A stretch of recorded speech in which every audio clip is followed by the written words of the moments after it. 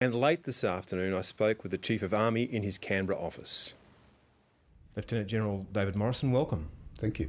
Now, you've been advised about what's on this site. How do you react to it?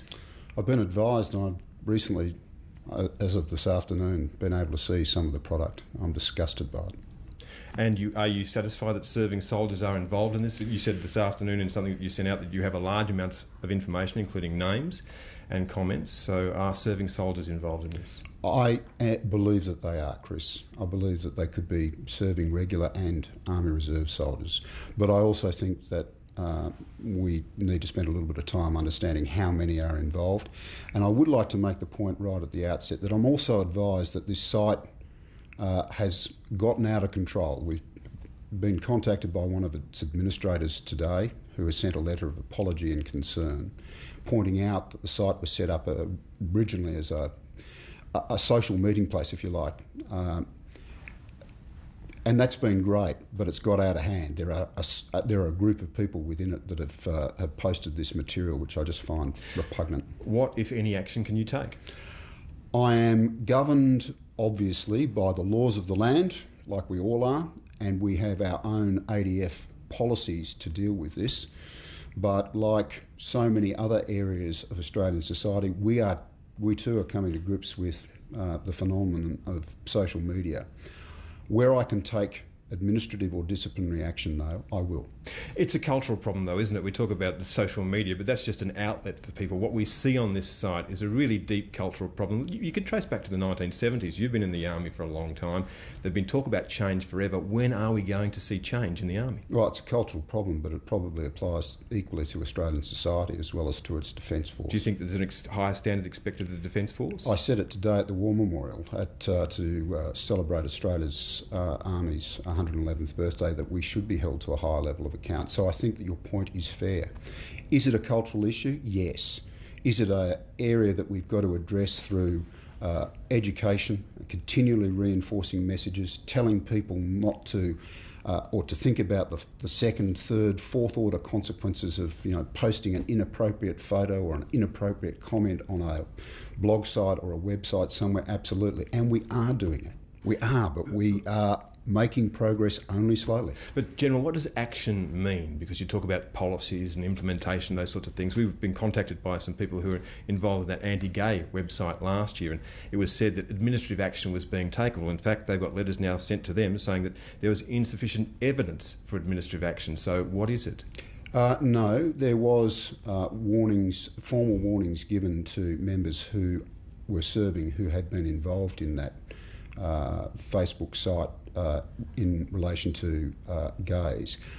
But that was the level of action we could take under the existing policies that we've got, and indeed under the law of the land, Chris. The civil police were involved in that, and only one person was prosecuted. Is it true that no matter what you do and what you might like to see in your own organisation, there's a deep cultural problem that you just can't shift? No, I disagree with that. I think that there are cultural problems in certain areas of the Army that have to be dealt with. But gosh, I'm confident that I can make a difference. How could I sit as the Chief of Army if I wasn't? In fact, you said that you're passionate about trying to improve what women can do in the Army, and we're looking towards more and more involvement of women in combat roles. But when you see the reaction on this website to having women in combat roles, how could you go to a woman and say you should join the Army?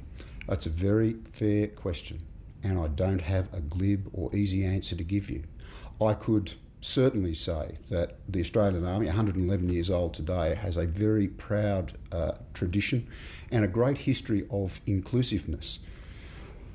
I would also, though, have to acknowledge that we, like other areas of society, move slowly in times to adjust to different social norms.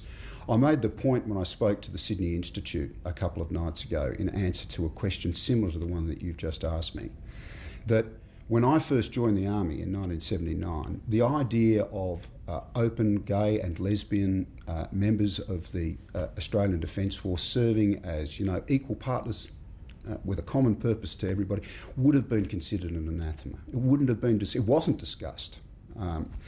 That's not the case now. There are many proud gay and lesbian soldiers, sailors, airmen and women, and I'm very proud of what they do. I think that gives us some encouragement that, you know, the problems that you are quite correctly identifying with the inappropriate use of social media can be addressed and they can be fixed, but it will take time. But that's the answer we get all the time, though, isn't it, General? Yeah. So we've only been being can you see an end in sight? You've been in the years. army a long time. Do I see an end in sight? That would ask me, of course, to be confident that human nature wouldn't be what human nature is. Am I confident that we can make a positive difference, that we can continue to be a more inclusive and diverse workforce in the Army and the ADF? Absolutely. Can I tell you that it will be achieved tomorrow? No. Do you think that Australian soldiers understand that Australia is not at war with Islam? Yes. It doesn't seem to go deep on this site, though, does it? No. When you see a Muslim, what should I do? A limping Muslim, I should reload. And in fact, on the website today, the person who said that said they'd still reload. But one idiot's comments shouldn't be reflective of the Australian Army. But do you think that it goes deeper than one idiot's comments? Oh, I think it's broader than one idiot. I think that there are more than, but I don't have the count. Do I think it applies across the Australian Army? Absolutely not. You look at the work we have done in Afghanistan, in Uruzgan, in Iraq, in the Solomons, in East Timor. The success of the Australian Army's operations there have been about understanding the population that they have been operating among. That's been the real strength that we've brought to all of those operational environments. The men and women, the thousands of them who have served in those operational theatres, they have been a great success. And what do you say to an Australian Muslim who sees something like that now in the media? Would they feel comfortable in the Australian Defence Force, in the Army? Well, we do have Muslims serving in the Australian Army, and I can only hope that they continue to serve, because it's about being an inclusive culture, and that means being diverse in a workforce. I know that people who have seen this, whether they are Muslim or Catholic or Jewish or agnostic, will be horrified by this. Right-minded people who understand right from wrong. I get that. That's what I think. I understand why there is criticism of this site and concern that members of the Army may be involved. I understand it completely. All right, General Morrison, you are in charge now. The buck does stop with you. What do you mean by action? What would you like to see come from what you've seen? Okay, we have this afternoon sent an email to everybody that we can identify on that particular website. I have in that email, a copy of which has been provided to your team, said that I am disgusted, disappointed and concerned that within the existing policies that exist with the ADF and within the law of the land, I will, where I possibly can, take action. I can't make it any clearer than that. General Morrison, thank you. Thank you very much.